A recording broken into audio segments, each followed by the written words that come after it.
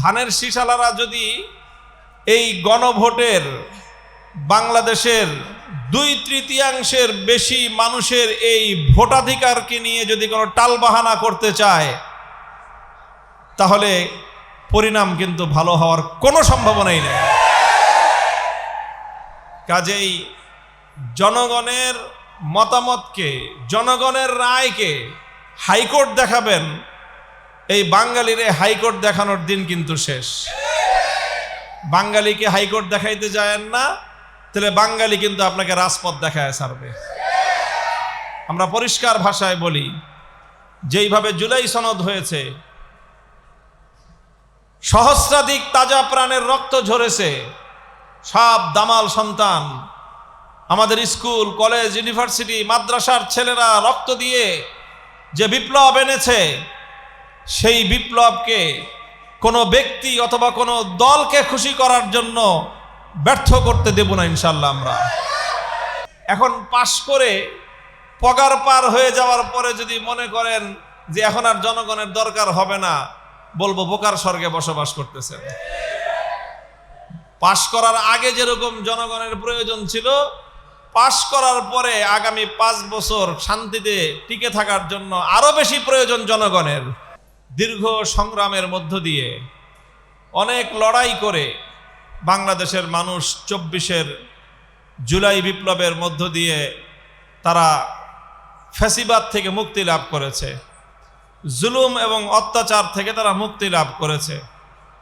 এদেশের মানুষ তারা জুলাই বিপ্লবের যে অর্জন, সেটাকে তারা অক্ষুণ্ণ রাখতে চায় এবং যে কোনো মূল্যে আগামীর বাংলাদেশে জুলাই বিপ্লবের আকাঙ্ক্ষা বাস্তবায়িত যেন হতে পারে, সেটার জন্য বিশেষ করে বাংলাদেশের তরুণ প্রজন্ম তারা সজাগ, সচেতন এবং সোচ্চার রয়েছে।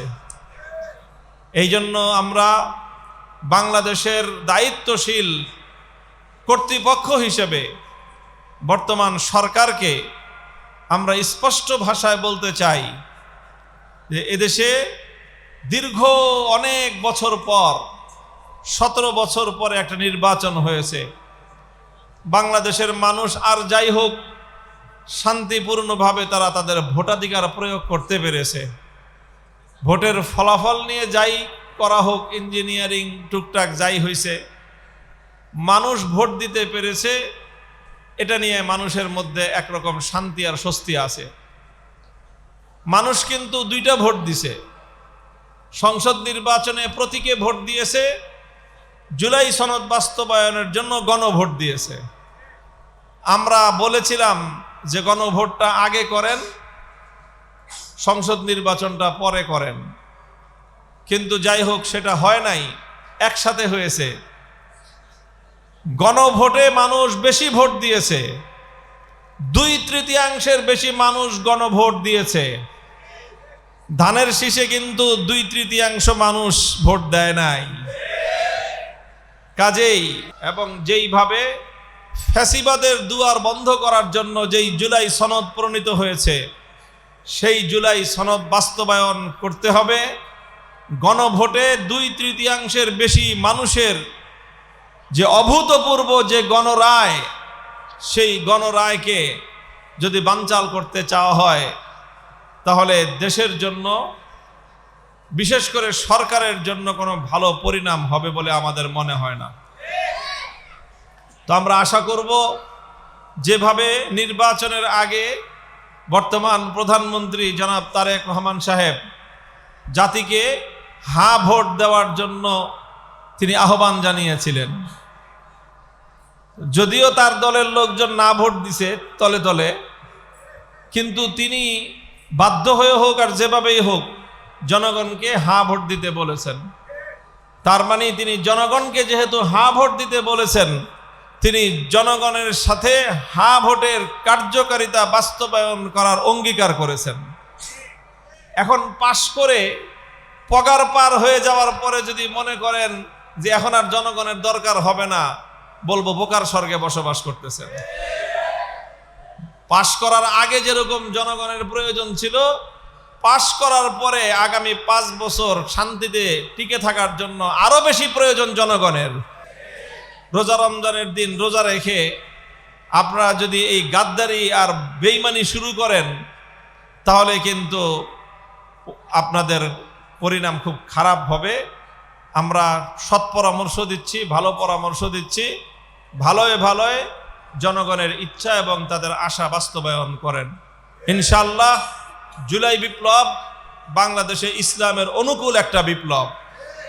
আমরা পবিত্র রমজানুল মুবারক, যেটা কোরআন নাজিলের মাস, এই মাসকে আমরা আল্লাহর জমিনে আল্লাহর কোরআনে শাসন বাস্তবায়নের জন্য একটা পদক্ষেপ হিসেবে আমরা গ্রহণ করলাম। আমি মোহাম্মদপুরের এলাকার মানুষদেরকে ধন্যবাদ জানাই। সর্বশেষ আমার আহ্বান হলো, আমাদের এই নির্বাচনে বড় ধরনের দুটি অঙ্গীকার ছিল। একটা হলো সন্ত্রাস এবং চাঁদাবাজি নির্মূল করব, দ্বিতীয় হলো মাদক মুক্ত মোহাম্মদপুর এবং আদাবর শেরে বাংলা নগর গড়ব। মোহাম্মদপুরের অধিকাংশ ভোটাররা আমাকে ভোট দিয়েছে, এই জন্য তাদের এই আকাঙ্ক্ষা বাস্তবায়ন করার জন্য ইনশাআল্লাহ যা করতে হয় আমরা তাই করব। আমরা চাঁদাবাজির বিরুদ্ধে এবং মাদকের বিরুদ্ধে গণপ্রতিরোধ গড়ে তুলব। প্রশাসন যদি সহযোগিতা করে আমরা প্রশাসনকে ইনফরমেশন দিব। আমরা ইনফরমেশন দেওয়ার পরে প্রশাসন যদি গড়িমসি করে, প্রশাসনের তোয়াক্কা করব না। জনগণকে নিয়ে চাঁদাবাজি এবং মাদকের বিরুদ্ধে আমরা প্রতিরোধ গড়ে তুলব ইনশাআল্লাহ। আমি আপনাদের সাথে আছি। আমরা ঐক্যবদ্ধভাবে ইনশাআল্লাহ আমাদের নিরাপদ সমৃদ্ধ ঢাকা 13 গড়ার জন্য আমরা অব্যাহতভাবে চেষ্টা চালিয়ে যাব। আল্লাহ আমাদের সকলকে কবুল করুন। ইফতারের সময় একেবারেই সন্নিকটে, আমরা সকলেই আল্লাহর দরবারে মুনাজাতের জন্য হাত তুলি। সুবহানাল্লাহি ওয়া বিহামদিহি সুবহানাল্লাহিল আযীম। আল্লাহুম্মা সাল্লি আলা মুহাম্মাদিন ওয়া আলা আলি মুহাম্মাদ কামা সাল্লাইতা আলা ইব্রাহিম ওয়া আলা আলি ইব্রাহিম ইন্নাকা হামিদুম মাজিদ। ইয়া হাইয়্যু ইয়া কাইয়্যুম বিরহমাতিকা নাস্তাগীস আসলিহ লানা শা'নানা কুল্লাহ ওয়া লা তাকিলনা ইলা আনফুসিনা তারফাতা আইন। ইলাহুল আলামিন, আমাদের রোজাগুলোকে আপনি কবুল করে নিন। আয় আল্লাহ, সহস্রাধিক মানুষ এখানে জড়ো হয়েছেন আমাদের ভাইয়েরা। ইলাহুল আলামিন, রব্বুল আলামিন, আমাদের সকলকে আপনি কবুল করেন। আয় আল্লাহ, উম্মতকে সব বিপদ থেকে আপনি রক্ষা করেন। আয় আল্লাহ, আপনার হাবিবের উম্মত এই মুসলিম উম্মাহকে আল্লাহ আপনি ঐক্যবদ্ধ করে দিন। সকল অন্যায় অবিচার জুলুমের বিরুদ্ধে রুখে দাঁড়াবার তৌফিক তাদেরকে দান করেন। ইলাহুল আলামিন, রব্বুল আলামিন, আয় আল্লাহ, উম্মতকে আপনি নেক এবং এক হওয়ার তৌফিক দান করেন। আয় আল্লাহ, কোরআন সুন্নাতের পথে ওই উম্মতকে ফিরে আসার তৌফিক দান করেন। আয় আল্লাহ, বাংলাদেশের উপরে রহমত নাজিল করেন। আয় আল্লাহ, সকল বালা মুসিবত থেকে হেফাজত করেন। সকল অন্যায় অবিচার জুলুম অত্যাচার থেকে আয় আল্লাহ বাংলাদেশকে আপনি রক্ষা করুন। বাংলাদেশের শাসকদেরকে জনগণের কল্যাণে ভূমিকা রাখার তৌফিক দান করেন। আয় আল্লাহ, জনগণের জন্য অকল্যাণকর যাবতীয় কার্যক্রম থেকে বিশেষ করে শাসক গোষ্ঠীকে বিরত থাকার তৌফিক দান করেন। সব ধরনের অন্যায় অবিচার দুর্নীতি জুলুম সন্ত্রাস আয় আল্লাহ, এই সকল অন্যায় অপকর্ম থেকে শাসকদেরকে এবং প্রশাসনকে আয় আল্লাহ আপনি মুক্ত থাকার মতো সৎসাহস দান করুন। আয় আল্লাহ, একটি শান্তির সমৃদ্ধি নিরাপত্তার বাংলাদেশ গড়ার তৌফিক আমাদেরকে দান করেন। আয় আল্লাহ, বাংলাদেশ খেলাফত মজলিসের পতাকা তলে হাজার হাজার মানুষ আজকে সামিল হয়েছেন। আয় আল্লাহ, তাদের সকলকে আপনি আপনার দ্বীনের সৈনিক হিসেবে, খেলাফতের সৈনিক হিসেবে আপনি কবুল করেন। ইলাহুল আলামিন, রব্বুল আলামিন, আমাদেরকে আমরা ঐক্যবদ্ধভাবে যারা নির্বাচনে কাজ করেছি আয় আল্লাহ, একটি সত্যের জন্যে, ন্যায়ের জন্যে, মানুষের কল্যাণের জন্যে আগামী দিনে আল্লাহ এরকম ঐক্যের সাথে ঐক্যবদ্ধভাবে ন্যায় কল্যাণ এবং সমৃদ্ধির পথে আমাদেরকে সামনে অগ্রসর হওয়ার তৌফিক দান করেন।